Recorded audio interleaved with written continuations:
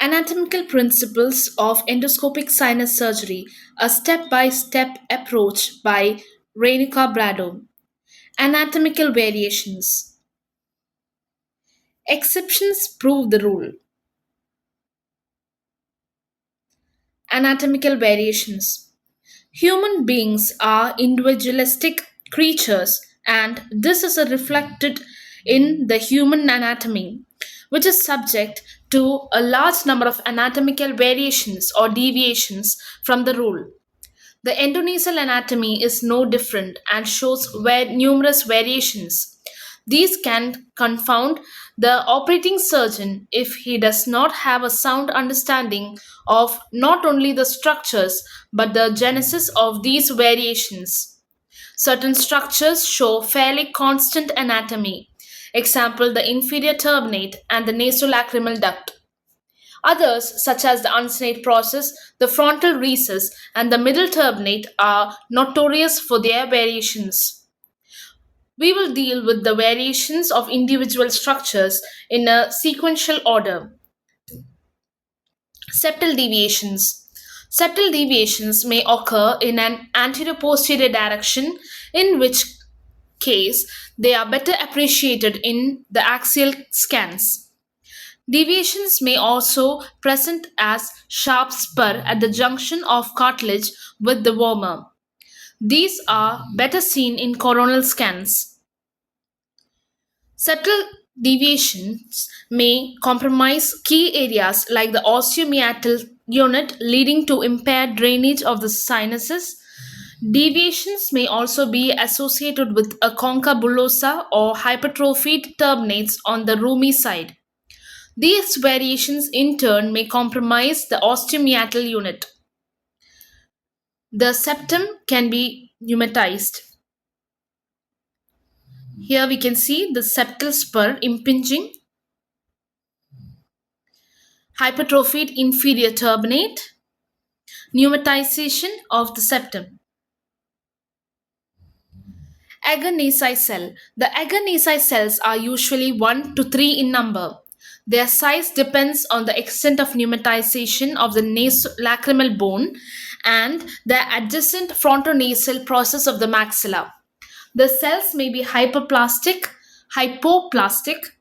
They may be well pneumatized, in which case they produce a distinct bulge anterior to the anterior attachment of the middle turbinate. A prominent agar cell tends to displace the anterior attachment of the middle turbinate posterior superiorly. Prominent agar cell. Uncinate process. The uncinate process may be hypoplastic or laterally bent.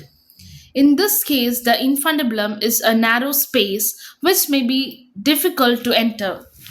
It may be well developed and medially rotated, so much so that it resembles the anterior wall of the bulla. A further medial rotation of the uncinate process brings it in contact with the middle turbinate. Here, it may be curled on itself to look like a duplicated middle turbinate. The upper end of the uncinate process may show different patterns of attachment. The commonest type is where the uncinate process attaches laterally to the lamina pepraceae, in which case its upper end encloses within a blind recess called the recessus terminalis. The commonest mode of drainage of the frontal sinus is medial to the uncinate process. The uncinate process may attach to the skull base. In this case, the frontal sinus drains into the infundibulum, and therefore disease from the frontal sinus can spread to the maxillary sinus and vice versa. The uppermost portion of the uncinate process may be bent medially to attach to the middle turbinate. Occasionally, the upper end of the uncinate process may lie free within the middle turbinate and not attached to the adjacent bony structures. Here we can see the attaching laterally to lamina, attaching to the cribriform plate, attaching to the middle turbinate, medially to the middle turbinate, lying free in the middle meatus. pneumatized uncinate process. The uppermost portion of the uncinate process may be pneumatized and comprise the infundibulum. In pathological cases, the lateral surface of the uncinate facing the infundibulum will show edematous or polypoidal change indicating infection within the anterior group of sinuses. Middle turbinate. The middle turbinate may be pneumatized or and ballooned up. This is a concha bullosa, which is pneumatized from either the frontal rhesus, the agar cell, anterior ethmoid cells, or the middle meatus. The concha bullosa may show isolated disease. It may have septations and therefore multiple cells within it. Although the concha bullosa itself is not considered a pathological finding, it may compromise ventilation and drainage of secretions to produce chronic infection of the paranasal sinuses. Occasionally, the superior meatus may pneumatize the vertical lamella of the middle turbinate to produce what is called the interlamellar cell of Grunwald. Middle turbinate may show a sharp bend laterally instead of its usual smooth medial curvature. This is the paradoxical bent middle turbinate. It is quite often bilateral and can block the infundibulum. A normally curved middle turbinate may curl upon itself to produce a concavity within it. This concavity is called the turbinate sinus. The anterior head of the middle turbinate usually extends up to a few millimeters in front of its anterior attachment to the lateral nasal wall. However, in some cases, the anterior head may extend as far anteriorly as 1 centimeter in front of its anterior attachment. It may be difficult to negotiate the anterior portion of the middle meatus in such a case. We can see the concha bullosa, interlamellar cell, paradoxical curved middle turbinate, the turbinate sinus. Ethmoid bulla. The ethmoidal bulla is usually the largest and most constantly pneumatized anterior ethmoid cell. It may, however, be hypoplastic or rarely even a solid non pneumatized hillock. More commonly, it may be extensively pneumatized to produce a large bulge, which abuts against the uncinate process anteriorly or middle turbinate, compromising the infundibulum or the middle meatus respectively. The bulla may not extend up to the skull base, which case the space between the upper margin of the bulla and the skull base is suprabullar recess. The suprabullar recess may open into the frontal recess. The bulla or its adjacent air cells may not extend up to the ground lamella. This space between the ground lamella and the bulla is called the retrobullar recess. Occasionally, both suprabullar and retrobullar recesses are present. They form a semilunar space above and behind the bulla called the sinus lateralis. This sinus lateralis opens into the middle meatus by a cleft which is called hiatus semilunaris superioris. The frontal recess may drain into sinus lateralis. The sinus lateralis may extend laterally to pneumatize the roof of the orbit, thus forming the supraorbital ethmoidal cell. This cell is seen in a coronal CT scan at the level of the bulla behind the frontal sinus. In the schematic representation at the level of bulla, we can see the eyes, bulla. One is the hiatus semilunaris inferioris. Two is the hiatus semilunaris superioris. Then we can see the sinus lateralis, infundibulum, maxillary sinus, supraorbital cell, base of the skull, middle turbinate, and the septum. Ethmoid air cells. The anterior and posterior ethmoid air cells may be pneumatized surrounding bone like the lacrimal bone, maxilla, frontal bone, and sphenoid to produce varying patterns of pneumatization. These migrated air cells have distinct features and specific names. The anterior ethmoid air cells pneumatize the lacrimal bone and frontonasal process of maxilla to produce agonasal cells. These cells, when well pneumatized, produce a distinct bulge on the lateral nasal wall and can compromise the drainage of the frontal recess. The anterior ethmoid cells may be pneumatized the roof of the maxillary sinus. This migrated cell is the hala cell and it is usually seen in the floor of the orbit at the level between the inferior and medial rectus. It can very often compromise the infundibulum.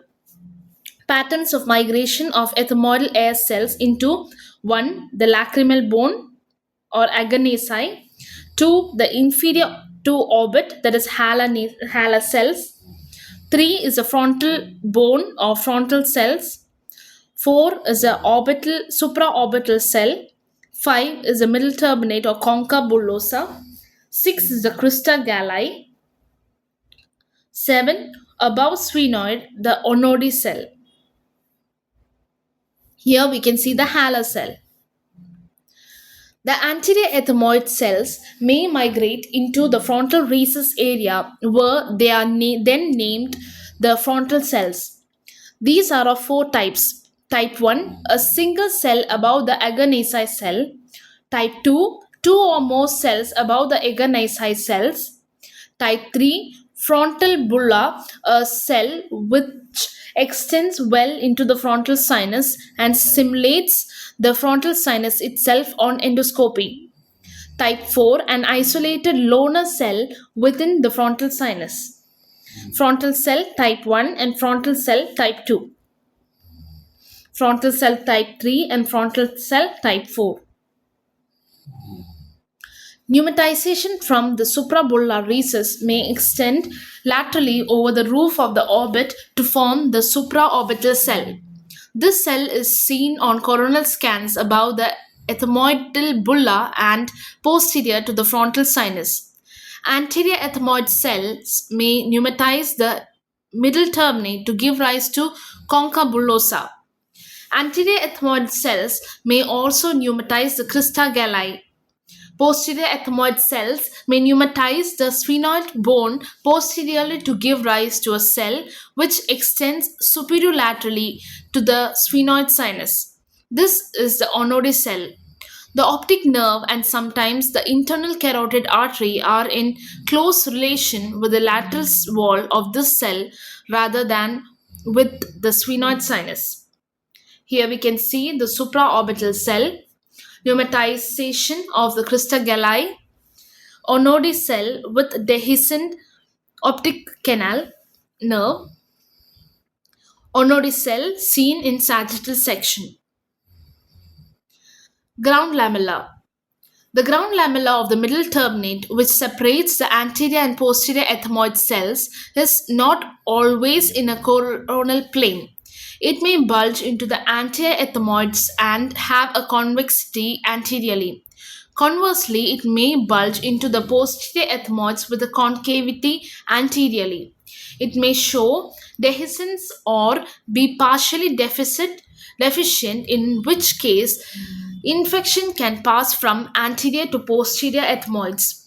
It may itself be pneumatized and split into multiple septae.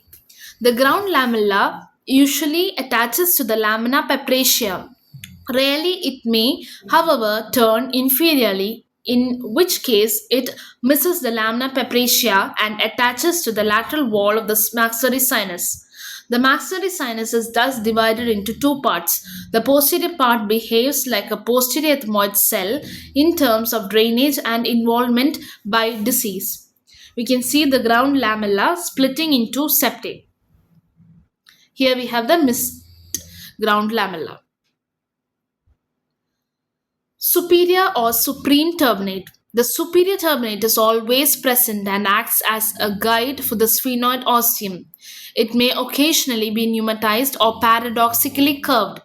A fourth turbinate, that is the supreme turbinate, which represents persistence of an ethmoturbinal, may be seen in adults. Pneumatized superior turbinate, paradoxically curved superior turbinate. Olfactory fossa. The olfactory fossa is formed by the horizontal lamella of the cribriform plate, its vertical lamella, and a part of the orbital plate of the frontal bone. The thickness of the orbital plate of the frontal bone is zero point 0.5 millimeter. The vertical lamella in its thinnest part, where the anterior ethmoidal artery perforates it, is only one tenth this thickness, that is 0.05 mm. The depth of the olfactory fossa varies and has been classified by Quiros into type 1 1 to 3 millimeter, type 2 4 to 7 millimeter, and type 3 8 to 17 millimeter. We can see the olfactory fossa. This is the type 1, type 2, type 3 according to the Quiros classification. The deeper the olfactory fossa, the longer is the vertical lamella of the cribriform plate. This increased length of very thin bone is liable to injury. However, in a shallow olfactory fossa, although the vertical lamella is not very long, it is placed in a more horizontal plane or axial plane and is therefore also liable to injury by the advancing tip of the forceps. The olfactory fossa is usually symmetrical. Occasionally, it may be asymmetrical. Lamina pepracia. The orientation of the lamina pepracia is best seen in axial cuts of the CT scan.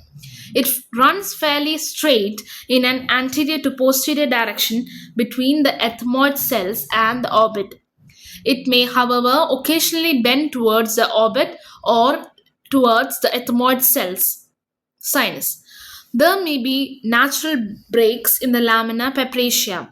The edges of these breaks are well corticated as opposed to breaks due to trauma or some expensile lesion.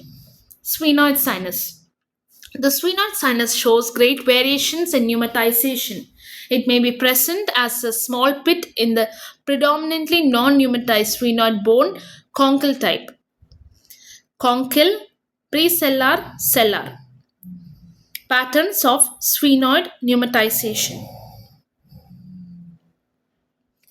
It may extend up to the anterior wall of the sella turcica, precellar type. It may pneumatize the entire sphenoid body below and behind the sella turcica so that the pituitary forms a distinct bulge in the posterior superior wall, that is the cellar type. Pneumatization may occasionally be different on each side. The right and left sphenoid sinuses are more often than not asymmetrical, leading to dominance of one sphenoid. The intersphenoid septum as well as septae within the sphenoid sinus may attach to vital structures like optic nerve and the internal carotid artery. Intersphenoid septum attaching to optic nerve, intersphenoid septum attaching to the internal carotid artery. Pneumatization of the anterior clinoid process produces a deep recess between the optic nerve and the internal carotid artery, the keratoco-optic recess. The optic nerve may often be dehiscent in such case. The internal carotid artery may be clinically dehiscent, that is, covered by a very thin bone in 25% of cases, and the optic nerve is dehiscent in about 6% cases. The sphenoid sinus may show extensive pneumatization laterally into the pterygoid processes and the greater wing or sphenoid. The maxillary and the Vidian nerves can then be seen prominently within these lateral recesses of the sphenoid. Pneumatization of the anterior clinoid process, lateral recesses of the sphenoid. Sphenoid ostium may be pinpoint, oval, or round. It may be easily seen on the anterior face of the sphenoid or may be hidden behind the superior turbinate. Occasionally, there may be more than one ostia on one side. In a well pneumatized sinus, the carotid artery siphon may take a gentle curve or be fairly straight. In elderly individuals, the internal carotid artery may take a more tortuous route. Frontal sinus. The frontal sinus may vary from being completely absent to being extensively pneumatized with multiple chambers. These chambers may drain individually into the frontal recess. Pneumatization of interfrontal septum. The interfrontal septum may be occasionally pneumatized. The pattern of drainage of the frontal sinus, as well as different types of frontal sinus cells, has already been discussed. Maxillary sinus. The maxillary sinus is fairly constant in its pattern of pneumatization and drainage. Occasionally, it may be hypoplastic or asymmetric. Rarely, it may be completely absent. Partial or complete septations may occur within the maxillary sinus. A Haller cell may compromise the infundibulum and the drainage of the maxillary sinus through its normal ostium. Accessory ostia may be present in the anterior and posterior fontanelle in 25% of cases. An extensive pneumatized maxillary sinus may encroach upon the alveolar process of the maxilla, in which case the roots of the teeth will project into the maxillary sinus. Pneumatization may also encroach into the zygomatic process of the maxilla. Infraorbital canal may be dehiscent with the nerve lying submucosally. The natural ostium is usually ovoid, lies in an oblique plane, and appears tunnel like during endoscopy. It may, however, be pinpoint, round, or multiple. The medial wall of the maxillary sinus may be bowed laterally to protrude into the maxillary sinus.